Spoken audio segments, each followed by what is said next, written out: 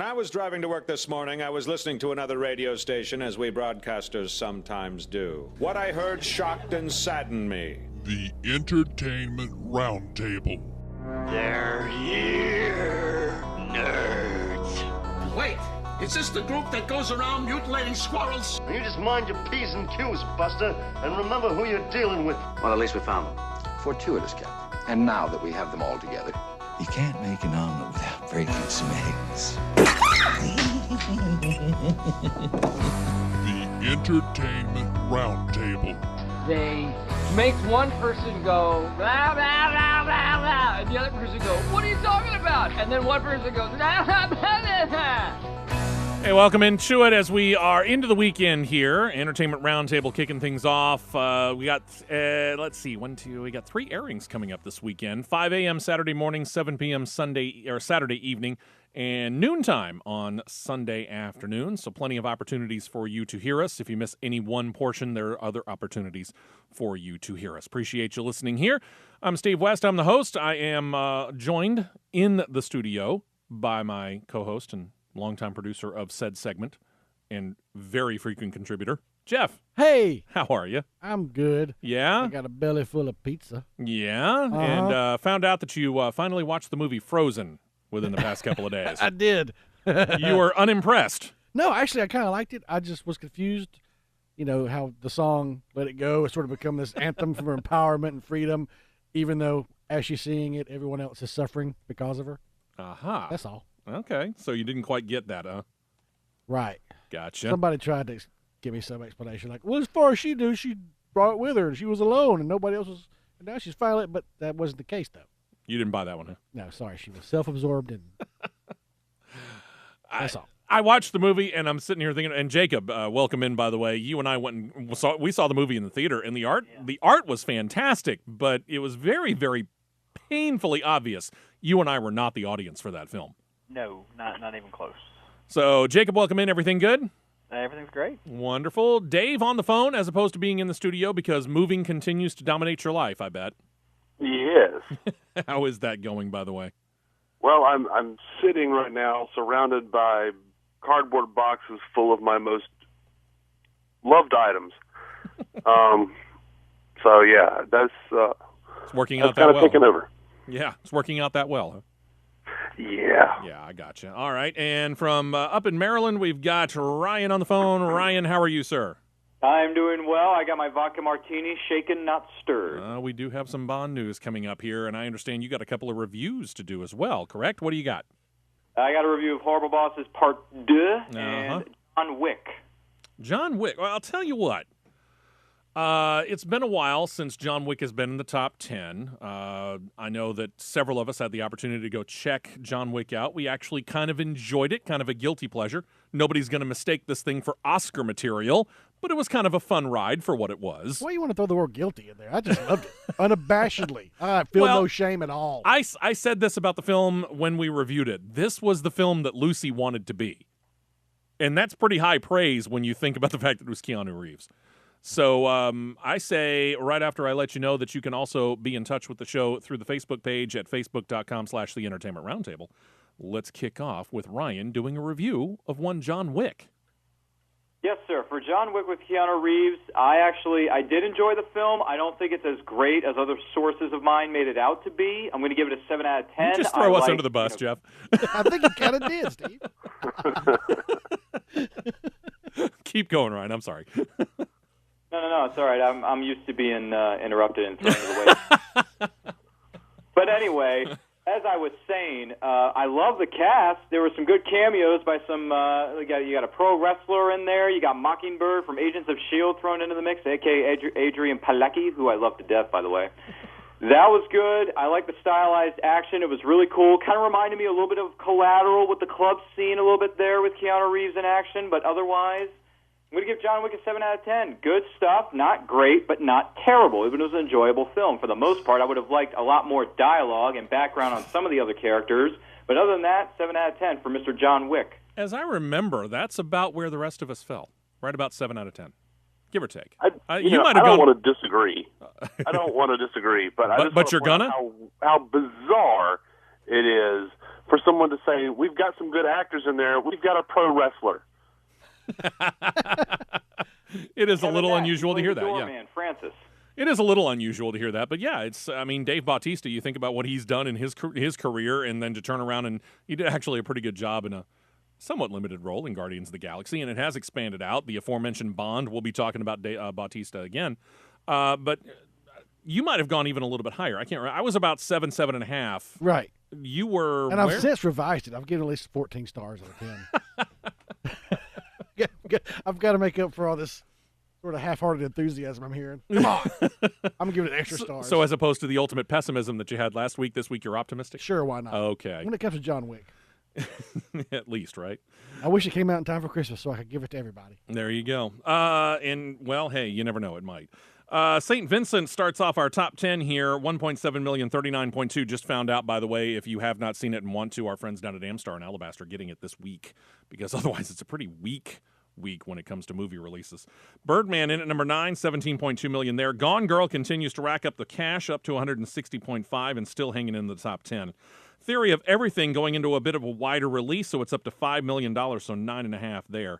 The movie Dumb and Dumber 2 starting to fade quickly. Not a good sign for yours truly. We'll get back into the draft in just a moment. 8.3 million, 72.2 there. That brings us up to the top 5, debuting at $15.4 million over the weekend, $22.7 million because it actually debuted before the weekend. Remember, last weekend, the 4-day Thanksgiving weekend holiday. $22.7 million. Ryan, you are right at this point in time. Correct me if I'm wrong, David, Jacob, or Jeff. You are the only one that has seen this movie so far. Nobody else? Nobody else? Yep. Going once, going twice. That's pretty much what I thought. All right, Ryan, your review of Horrible Bosses 2. For Horrible Bosses 2, I mean, it was good to see the cast back. It was good to see Spacey and Aniston thrown into the mix for good measure, and Jamie Foxx. Oh, my gosh, his character's great. But despite all that, the new additions to the cast with Chris Pine, Christoph Waltz, I believe their talents were wasted. The film did not live up to all the hype that I had built up for it. It didn't live up to all my expectations. The first one is 20 times better than this, so some sequels are better left alone. Some ideas are better left on the cutting room floor. I'm going to give it a 3 out of 10 for Horrible Bosses 2. It's one of the most disappointing films of the year, and it will certainly not make my top 10. I was thinking about this last night because I'm kind of looking ahead here. We've got Christmas and New Year's coming up, and our usual year-end wrap-up is coming up, and we'll probably do that on our New Year's program because Christmas we're going to kind of take off unless Jeff wants to take driver's seat on that because I won't be in town. We'll talk about that a little bit more off the air, but I'll be back for what we would do New Year's week. And we'll do the wrap-up on the year at that point in time, which will be, top 10 movies of the year, worst 5 movies of the year, what we liked in TV, what we didn't like in TV. A 3, Ryan, and this is me just kind of spitballing here because I haven't kept track of all of your ratings, but that's among the worst ratings you've given a movie this year. Yeah, that's right. So this may come back and reappear on a year-end list for you. Is that what you're saying? I believe so it will. All right. It'd be interesting to see what all the lists for all of us kind of turn out to be like. Absolutely. All right. Brings us up to the top 4. Interstellar, 15.7, so that's up to $147 million. Big Hero 6 doing well, 18.8 million, 167.2. Penguins of Madagascar, nice little debut for them. 25.4 million over the weekend since they debuted last Wednesday, 35.4 million, but still couldn't touch Hunger Games Mockingjay Part 1, despite the fact that it lost about 50% of its box office business from the week before. Still racked in $56.9 million, so a grand total there, $225.6 million.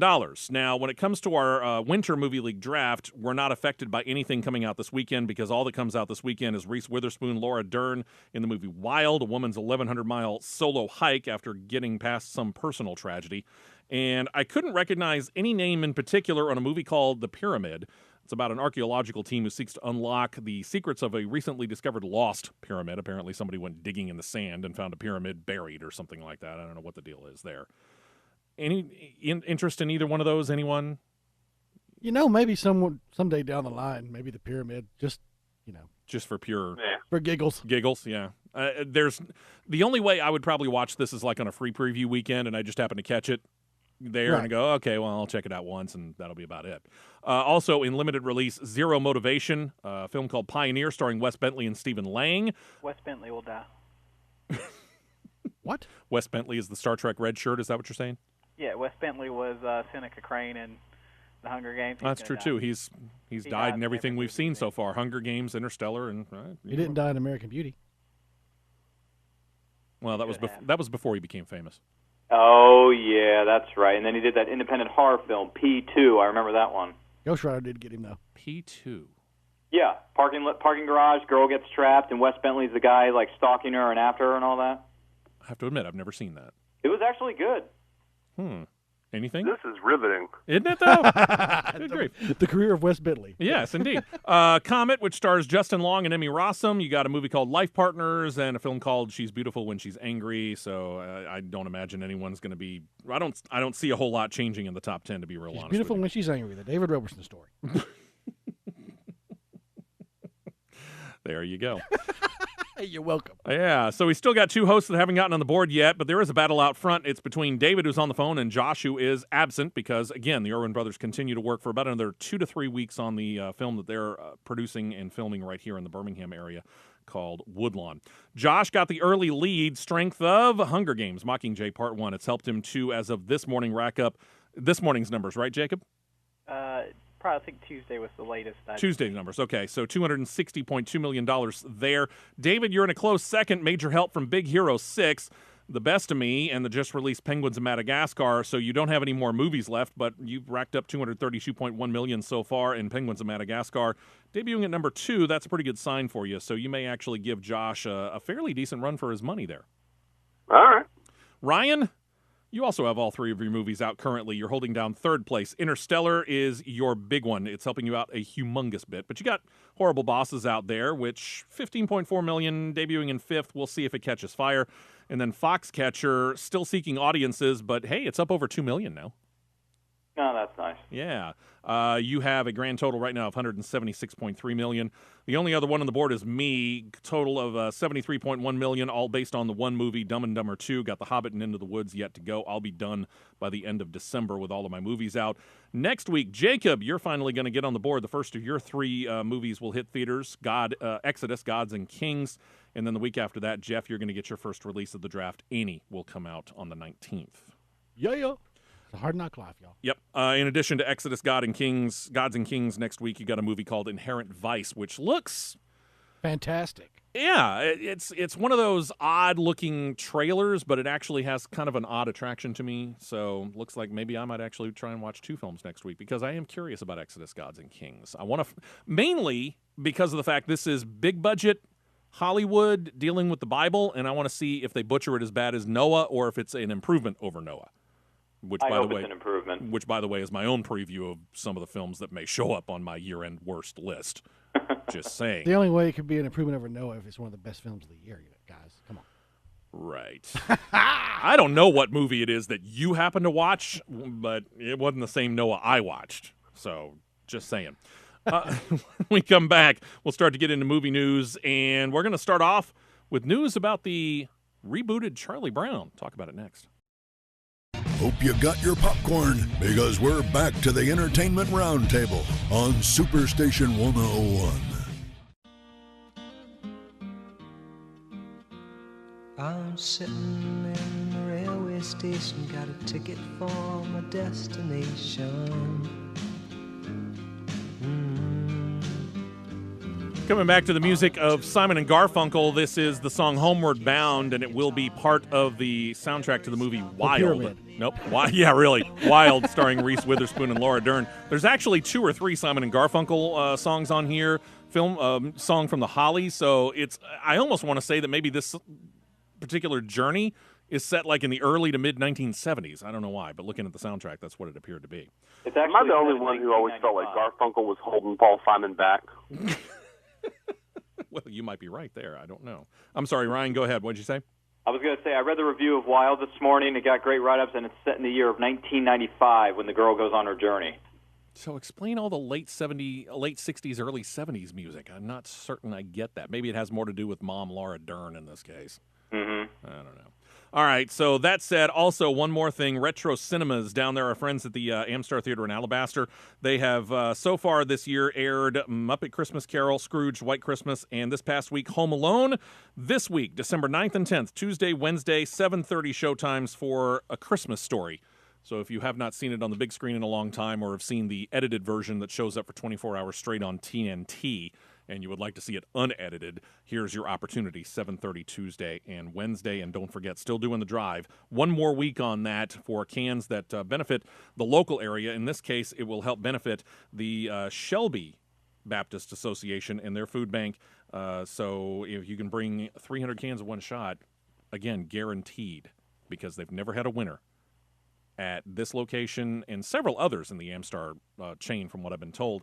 If you can do that, they'll give you the pass pretty much for watching any movie in the year 2015 that you want to watch. Family film lovers, start to rejoice. We're going to talk animated films right off the bat here. And Jacob, we start with you. Charlie Brown, we talked about it. They're working up a new film.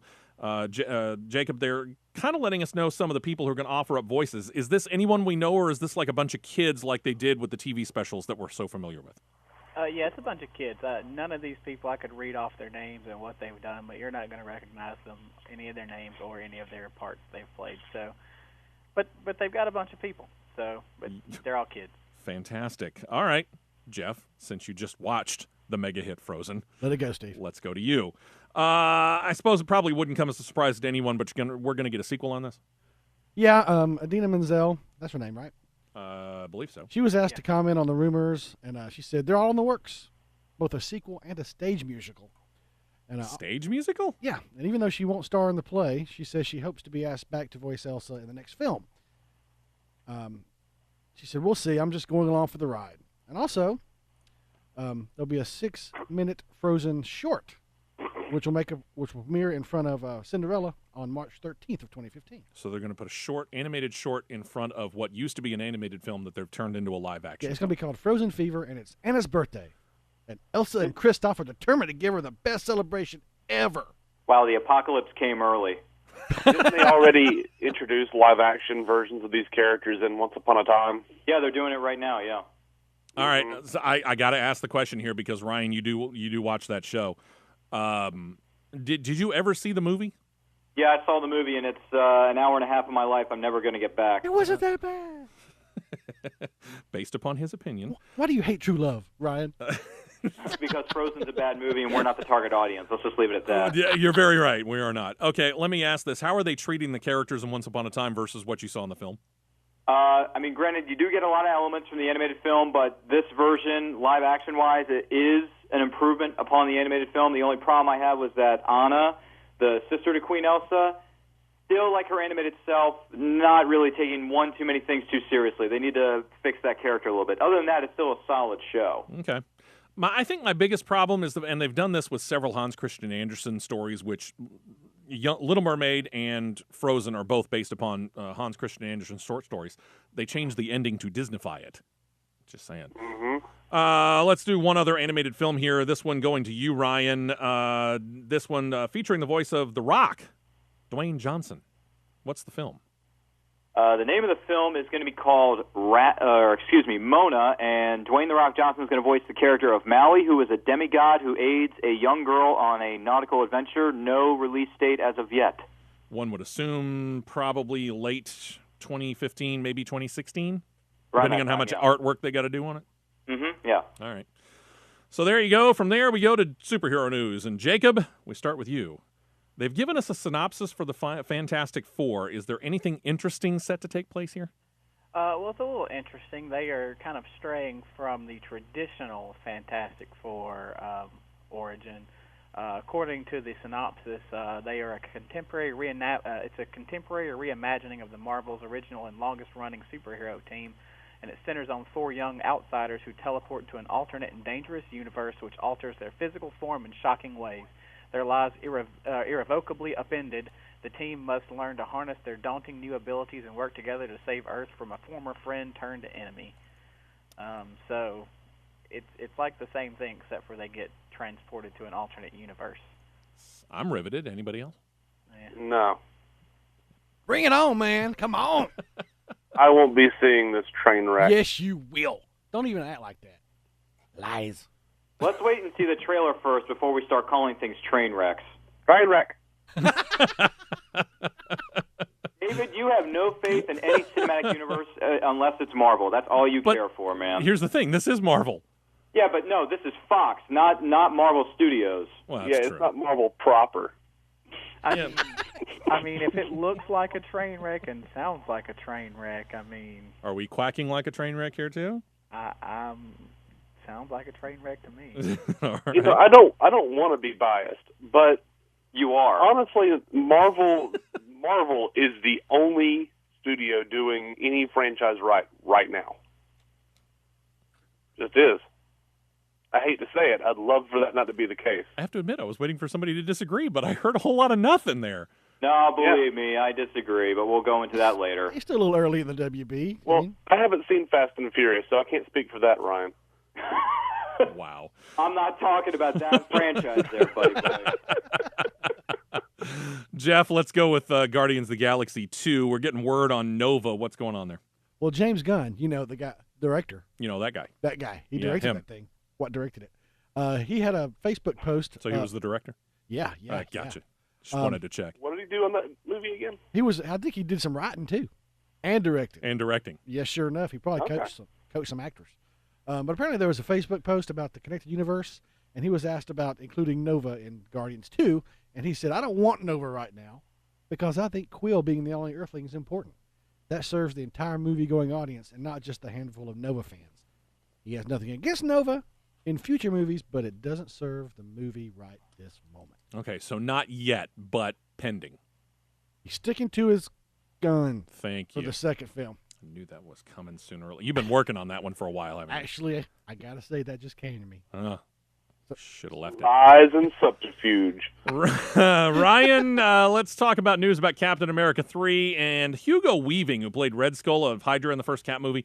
He's talking about returning. Now, correct me if I'm wrong, didn't he at one point in time say he was not willing to go back into this role? Yes, he did say that, and right now he is saying that he has not had any talks with Marvel whatsoever, but, you know, anything may be possible, but right now he hasn't had one iota of a word with Marvel thus far on Red Skull's return. So what was he talking about? Well, he was just answering that they haven't had any conversations yet, it hasn't come up, nothing's happened as of yet. With Marvel, anyway. So I'm led to believe that nobody's even approached him yet about coming back. Right, no, he hasn't had any conversations with any Marvel executives whatsoever. Was this video or was this transcript?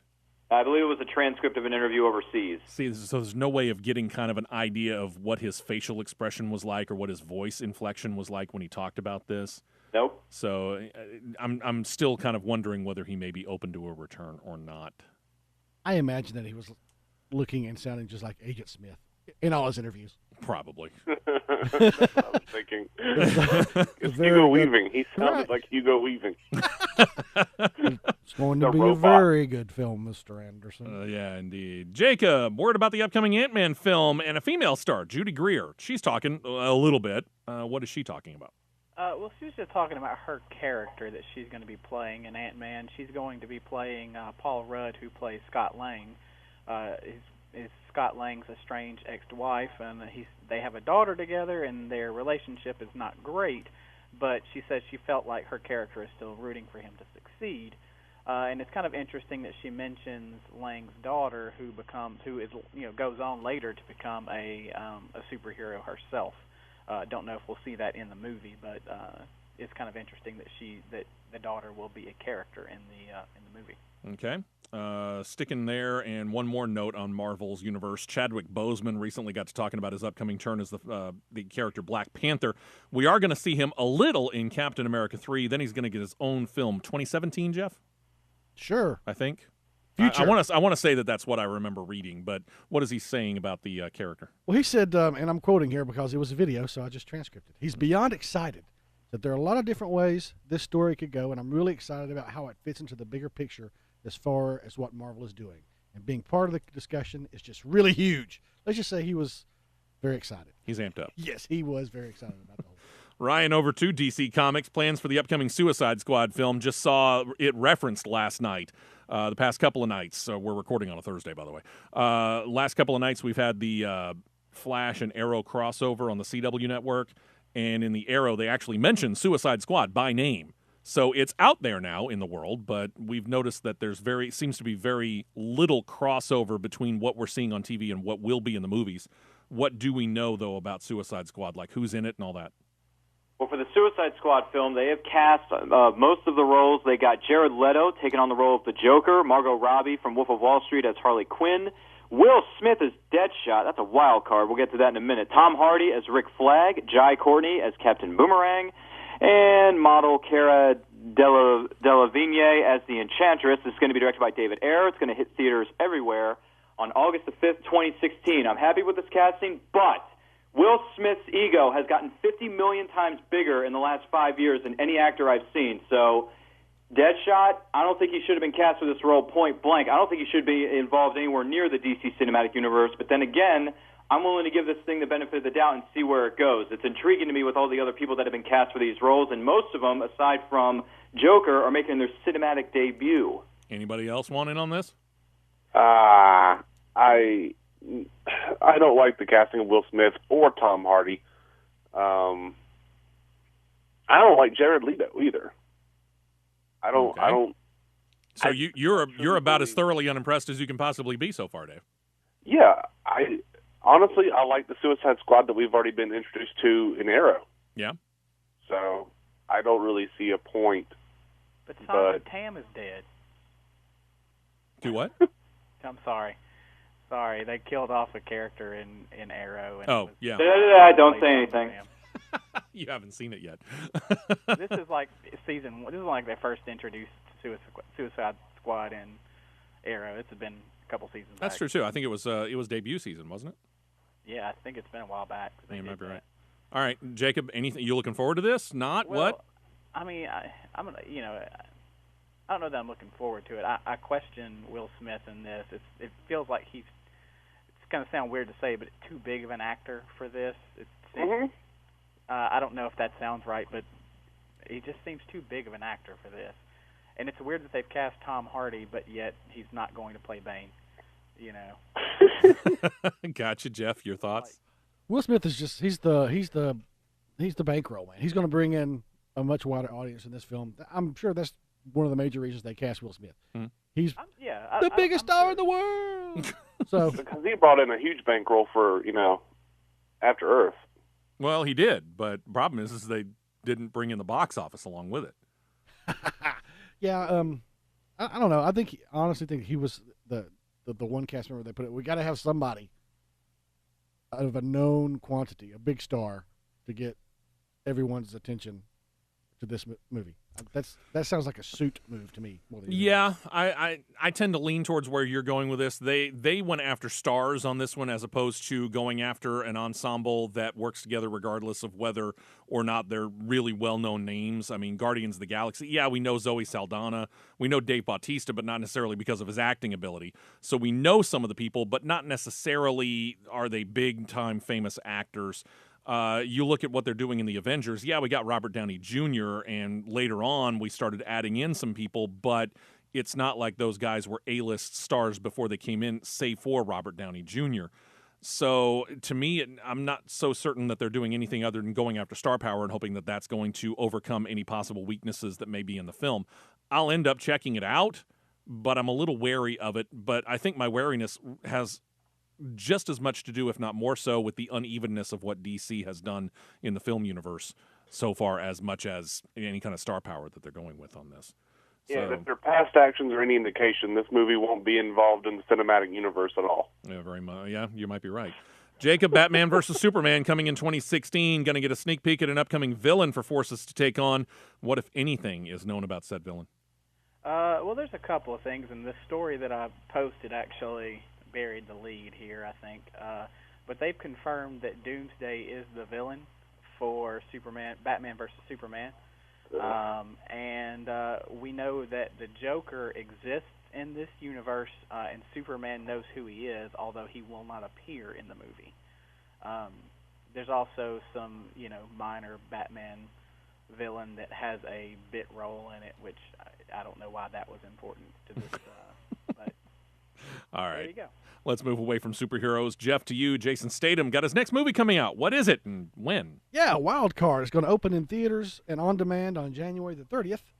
It also stars Anne Heche, Sofia Vergara, Jason Alexander, Hope Davis, and Stanley Tucci. Directed by Simon West and based on the novel Heat by William Goldman. And in it, Statham plays a Las Vegas bodyguard with a gambling problem. And when a friend is beaten by a sadistic thug, his character strikes back, only to find out the thug is the son of a powerful mob boss. Uh-oh. In Vegas. Go figure. Sounds like trouble. Jacob, was this film one of the films that we could have chosen in our draft? I don't think so. I didn't think so. It doesn't sound familiar. I just wanted to ask the question real quick. Another action star, this one probably best known for roles during the 1980s, going to be featured in the planned remake of the movie Kickboxer. So, Ryan, tell me a little bit more about the plans for one Jean-Claude Van Damme. Well, Jean-Claude Van Damme is going to return and replace Tony Jaa's character, who dropped out due to scheduling conflicts. In this case, he is not the student, but the master in this one. It's going to follow the story of Kurt Sloan and the hands of Tong Po, played by Batista, and he's going to play, like I said before, the trainer to the fighter who is going to take on in the film Kickboxer. It is scheduled to hit theaters everywhere, I believe, in the next year or so, but no release date has been confirmed yet. Was there really that much of a demand for a new Kickboxer film? I don't know. I never saw the original, so I wouldn't know. The only thing I can think of is the popularity of MMA might have brought this out, but that's the only reason I can think why they would redo Kickboxer. It doesn't make any sense to me. Let's see, where else are we going to go here? Back to you, Jacob, and a Dragonheart 3. And did any of us know that there was a Dragonheart 2? I did. You did? I knew there was one. I never saw it. But Never saw it? Okay. Anybody else know that there was one? Yeah, I did. You did? Okay. Did you see it? No. No? Jacob, what's going on with the third one? Well, yes, there was a Dragonheart 2, but it was actually called Dragonheart: A New Beginning, and it was a direct-to-video sequel to the movie. But they are coming out with Dragonheart 3, subtitled The Sorcerer's Curse. It's also going to be direct-to-digital and disc. So it's, let's see, not much known is about the plot, although you can imagine there's a dragon, this time voiced by Sir Ben Kingsley instead of Sean Connery, though. That's true. Sean retired. That's it. That's pretty much all we know.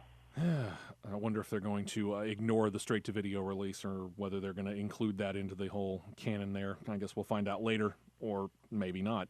Jeff, the movie Talladega Nights, Ballad of Ricky Bobby, when it was pitched, it was simply given to Sony as, quote, Will Ferrell does NASCAR. So are we going to get Will Ferrell does Shakespeare? Yeah, apparently Sony has bought a pitch from Mosaic as a starring vehicle for Will Ferrell, and it's currently untitled, but it's a comedy, and it centers around the intense competitive world inside a Shakespearean theater company. I don't know if it's present day, back in Shakespearean times, if it's in the 1950s, the 1870s, who knows? But I don't know. I'm just trying to I'm having a hard time picturing Will Ferrell holding up a skeleton and playing Hamlet. At the beginning of the story, I was thinking, aren't we done with Will Ferrell now? I think we are. Now, we're getting at the there. end of the story, I think it could be fun. I think we're getting close, though, Dave. I think you might be onto something. We'll have to see where it goes. Yeah. One more thing, and then we'll take a break. And I saw an early review of The Hobbit: Battle of the Five Armies, one of the websites that we all peruse. The reviewer felt like Peter Jackson finally nailed the landing, even as we here on the show have all said that the routine as a whole was a little bit uneven. He mentions that it's a bit shorter than the first two. Wouldn't expect any tidy 2-hour film. Apparently, 45 to about 50 minutes going to be taken up by the final title battle, and we still have to deal with smog, so expect about 2.5 hours. But he said overall, this film probably the best of the three. We'll find out in a couple of more weeks when it finally hits movie theaters, and we'll talk a little bit more about Peter Jackson. Could he go back into the world of Tolkien? Ryan, we'll talk with you about it when we come back. They do all their own stunts. The Entertainment Roundtable on Superstation 101.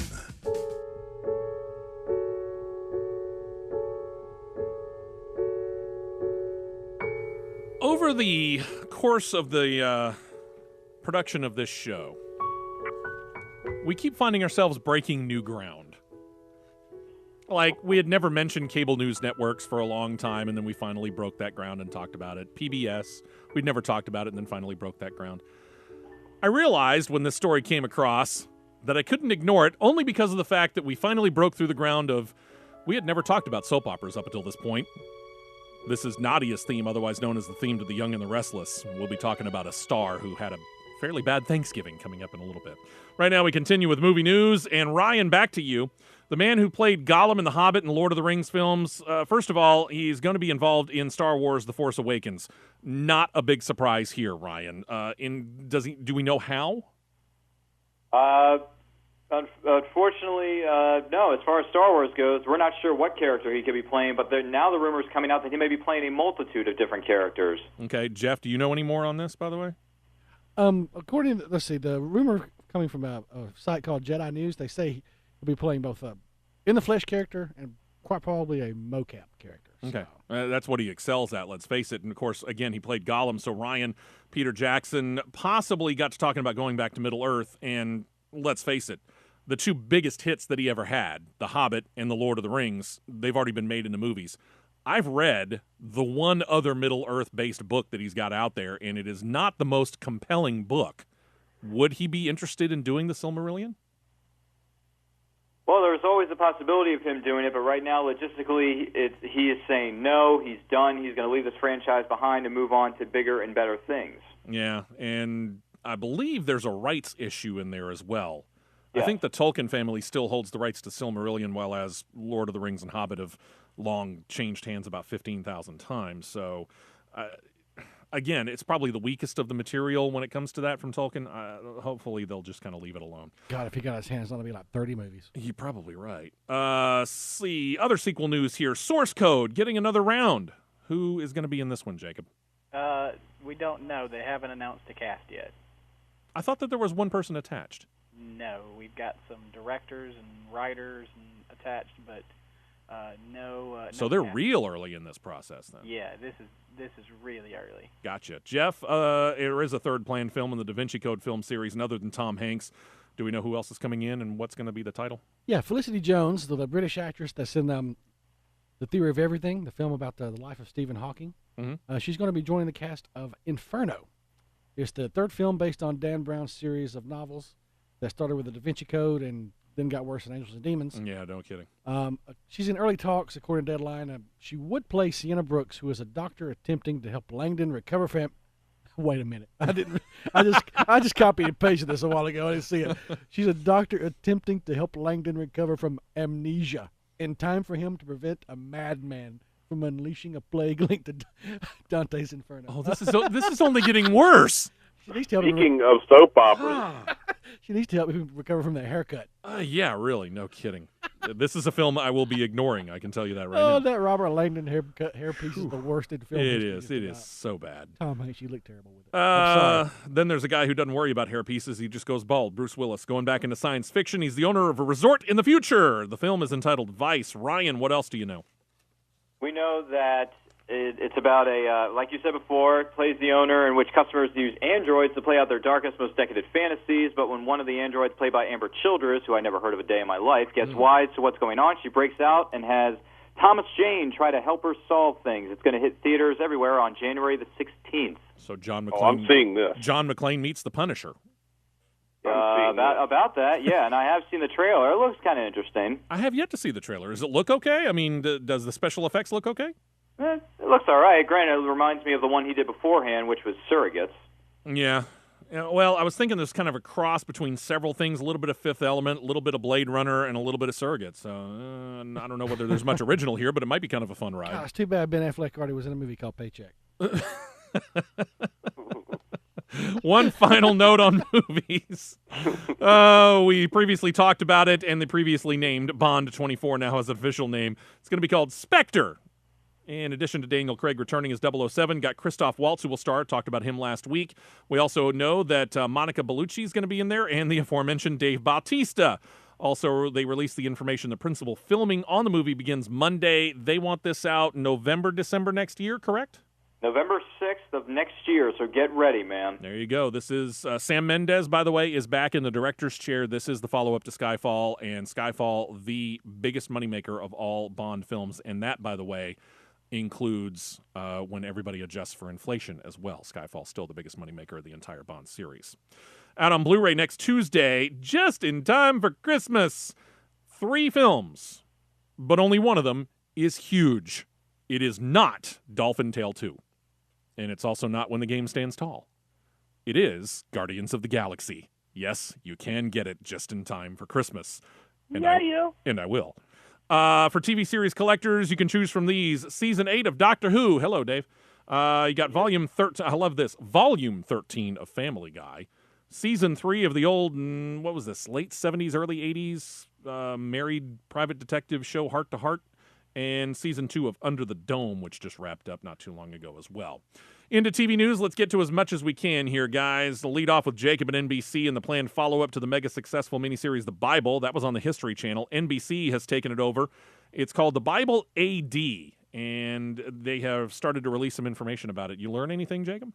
Not a whole lot, other than, this is going to focus on what happened after Jesus was crucified. And one of the key scenes in it is the Roman stunned reaction when they realize Jesus is no longer in the tomb. And then it's going to premiere on Easter, April 5th, 2015. History Channel was a 10-parter. Do we know how many parts this is going to be? Just a little 2,000 years to cover, man. Well, that's true. Yeah, the Bible AD. No, I don't. I do not know. Okay, we'll have to see where it goes. NBC looking into scripting a late night show as opposed to another talk show, though, Jeff. It appears they're working on a collaboration in a comedy form between Ellen DeGeneres and Laura Graham. Yeah, Lauren Graham looks like she's lined up her first post-Parenthood gig, a single-camera comedy project, Kate on Later. Ellen DeGeneres is set to produce the series from her very good production banner. Graham will co-write and co-executive produce.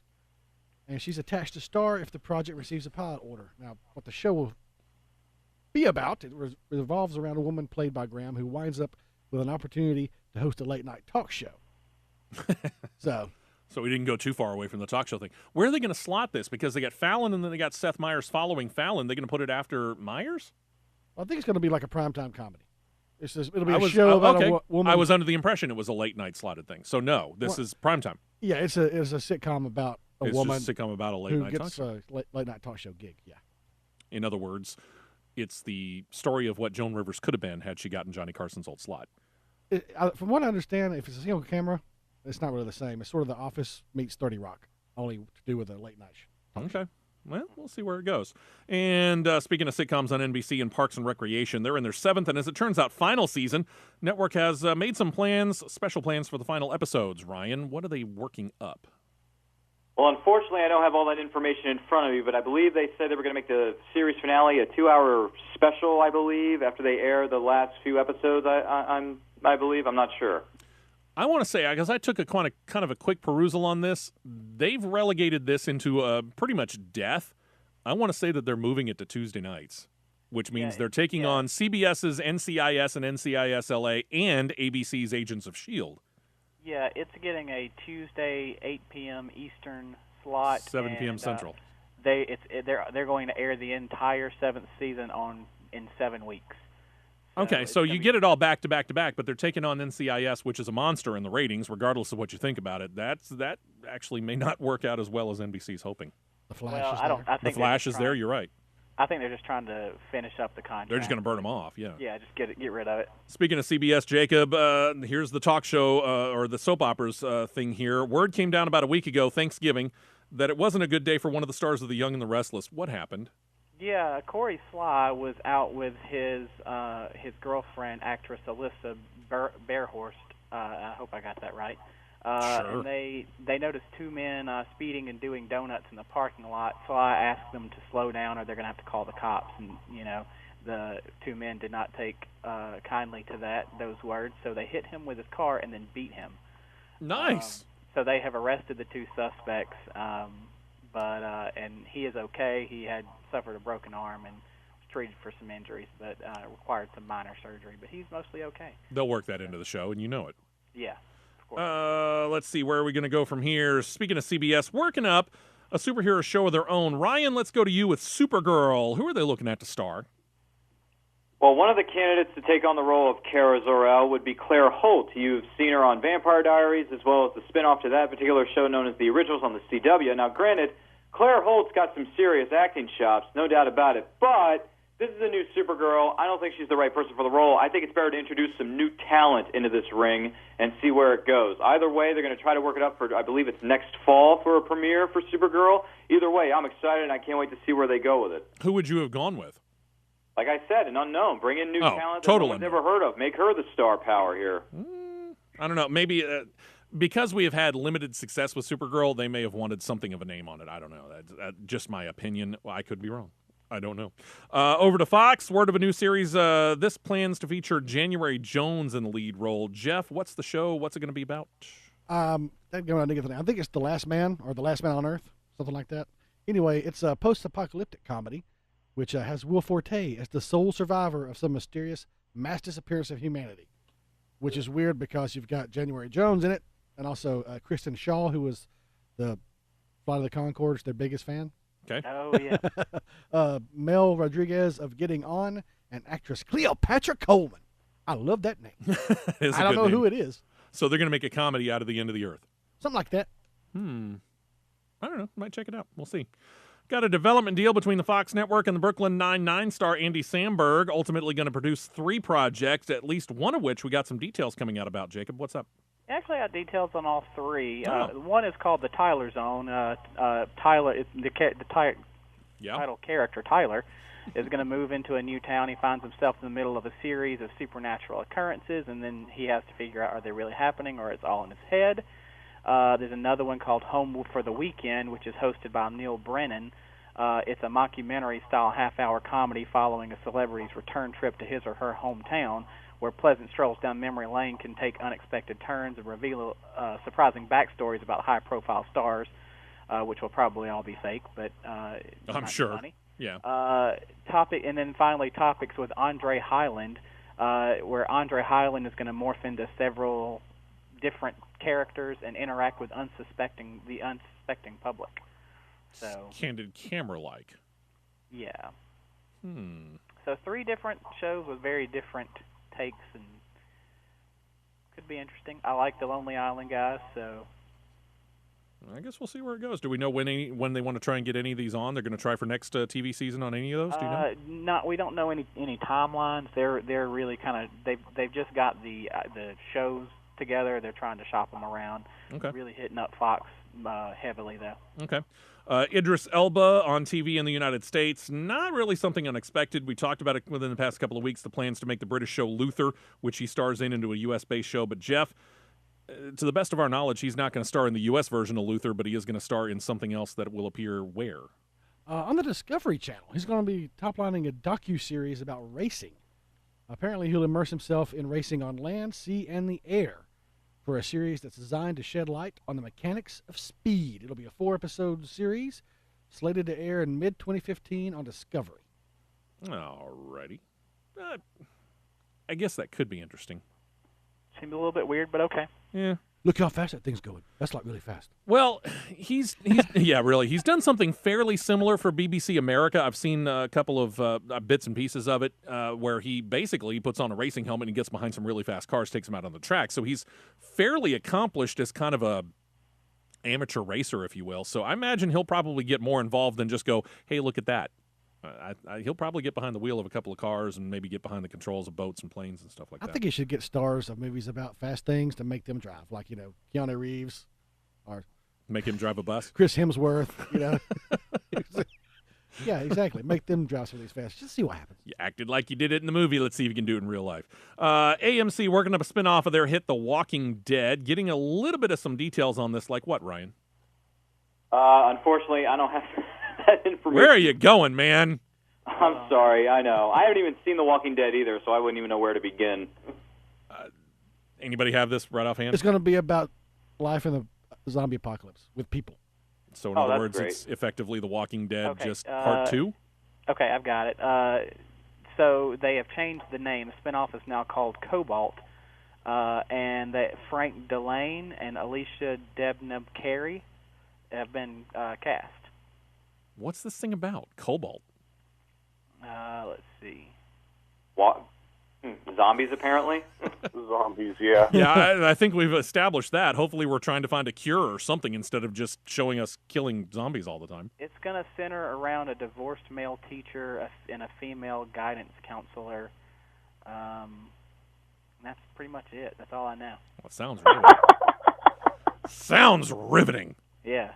Hopefully they're going to flesh this thing out, pardon the pun, flesh this thing out a heck of a lot more before it actually debuts. And zombies. There's going to be zombies. Yeah, I'm sure there will. Popular Netflix show House of Cards going to get a season 3. Jacob, when does that debut officially? Yeah, I know what I'm doing on February 27th, 2015. There you go. And one more note, Jeff, to you, HBO and acclaimed director Martin Scorsese, they are turning their attention to a documentary about music. What do you know? Actually, looks like it's going to be an HBO drama series set in 1970s New York. It'll dive into the heady world of sex, drugs, and rock and roll. Which the 70s was full of. That's right. It's all about the punk and disco scenes emerging. Yeah, you can get away with a lot more on HBO than you can anywhere else. Right, you're going to have Olivia Wilde, Ray Romano, Gino Temple, Andrew Dice Clay, just a few of the people who'll be in this thing. That'll be a little raw. Dave, still find you online, sir? Yes, sir, at maladjusted.tv for comedy sketches and web series. Ryan, you're still online as well, too, huh? Yes, on Facebook at Ryan Matthews and on Twitter at RyanRPM5. There you go. Jacob, thank you so much. Enjoyed it, and maybe we'll check out a movie sometime. Maybe. You never know. Jeff, thank you very much for everything. You got it, bro. Y'all have a fantastic weekend, and thank you for listening to the Entertainment Roundtable.